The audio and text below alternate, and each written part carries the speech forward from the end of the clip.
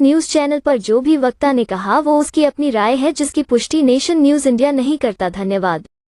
भीमराव अंबेडकर जिन्होंने नारी मुक्ति के लिए जितना कि किसी ने नहीं किया जितना उन्होंने काम किया, उनको नमन करती हूँ। हमारी महानेत्रियां जिनके बगैर हमारे आज के जो पुरुष भी हैं वो भी अधूरे हैं।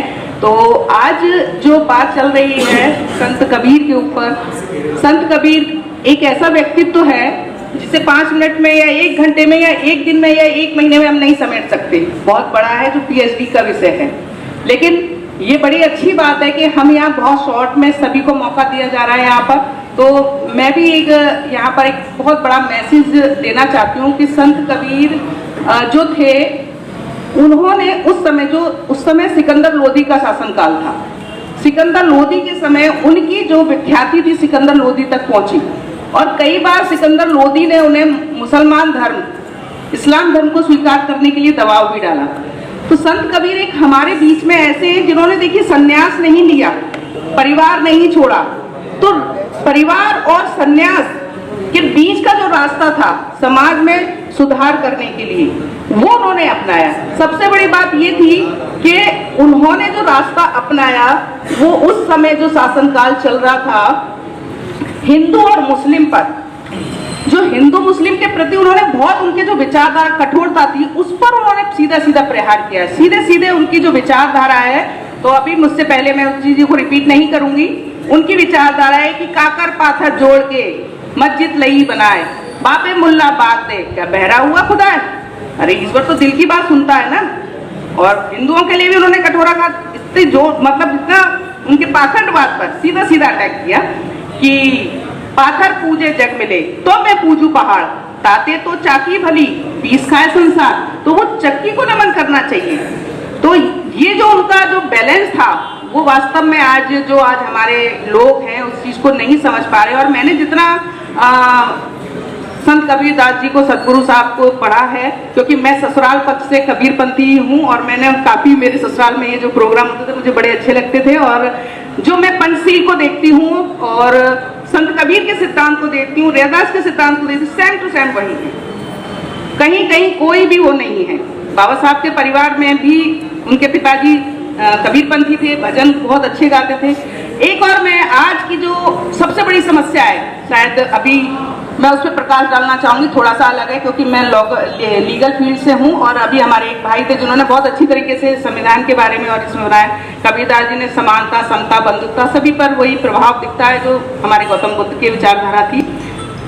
आज जो समय चल रहा है, परिवार को मजबूत कैसे किया जाए, मैं एक काउंसलर के तौर पे काम कर रही हूँ। परिवार में आजकल जो शादी हो रही है और शादियां कुछ समय में टूट रही हैं, ऐसा क्यों हो रहा है? अगर परिवार मजबूत नहीं होंगे तो हमारा समाज कभी मजबूत नहीं हो सकता, ना ही देश मजबूत हो सकता। अभी हमारे यहाँ देश को दहलाने वाली घटनाएं हुई, इतनी बड़ी घटनाएं हुई, एक ग्रम कांड हुआ, इंदौर का कांड हुआ। क्यों हो रही है ऐसी घटनाएं, क्या कारण है? तो कबीरदास जी का जो मैंने जब पढ़ा जीवन परिचय, तो उनकी जो पत्नी थी लोई और कबीरदास जी, उनकी ट्यूनिंग बहुत अच्छी थी। उन्होंने ये बताया कि कबीरदास जी ने जब अपनी शादी की थी, विवाह किया, तो किसी पंडित को नहीं बुलाया। सोचिए उस समय, और आज हम क्या करते हैं, कुछ ऐसी जगह है जहां पर आज भी उनके बगैर काम नहीं चलता है, लेकिन उस समय उन्होंने कितनी बड़ी संदेश दिया। वो जो भी करते थे पहले स्वयं पर अपनाते थे। जैसे कि तथागत गौतम बुद्ध ने भी जितने भी प्रैक्टिकल किए, जितना भी उनको संदेश देना, वो स्वयं पर पहले उन्होंने अपनाया, दूसरों पे कभी कुछ नहीं किया। पहले उन्होंने उस चीज को अपने ऊपर लिया, फिर समाज में वो मैसेज दिया। तो एक छोटी सी कहानी है कि एक बच्चा था जिसके परिवार में बहुत झगड़ा होता था। 2 मिनट लूंगी सर बस। तो वो संदेश देना चाहती हूँ कि आज परिवार में इन सब चीजों की कितनी जरूरत है।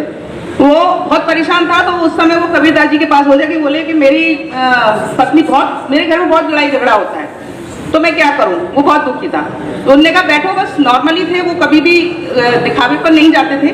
तो उन्होंने अपनी पत्नी से बोला, अरे सुन, दिन का समय था, लाइन टिल लेकर आ, जैसा सभी ने सुना होगा।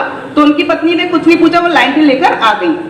फिर उन्होंने कहा, थोड़ी देर और बात हुई उस बच्चे ने, तो उसने कहा अपने बाबा कबीरदास जी ने कहा सॉरी कि आप है ना कुछ मीठा ले आओ। तो मीठा की जगह वो जो घर में नमकीन था वो ले आई। बच्चा परेशान कि ऐसा क्यों हुआ, और किसी ने, दोनों ने, हस्बैंड वाइफ जो कबीरदास जी थे, उनकी पत्नी थे, कोई सवाल जवाब नहीं किया, कुछ नहीं किया। तब उन्होंने कहा बच्चे ने कि कबीरदास जी आप ये बताएं कि आपने कुछ मंगाया, ये कुछ लेकर आई, आप उन्हें पता है कि उजाला हो रहा है फिर भी वो लाइटें ले आई।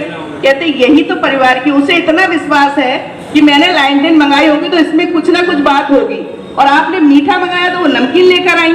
तो उन्होंने कहा जो घर में था, मैंने उसका वो समझ लिया कि जो घर में था इसका मतलब घर में मिठाई नहीं थी इसलिए वो नमकीन लेकर आए। तो आज जो हमारे घरों की समस्या है अंडरस्टैंडिंग की है, ईगो हम लोगों में आ गया। जब भी हस्बैंड वाइफ जॉब करते हैं तो मुझे ये लगता है कि जॉब जो करते हो, जो चाहे आप IAS हो, PCS हो, लॉयर हो, कुछ भी हो, वो आप घर के गेट के बाहर हो, घर के अंदर एंटर करते हो तो आप सिर्फ हस्बैंड और वाइफ हो, मम्मी पापा हो, बहू हो, बेटी हो, लड़के हो।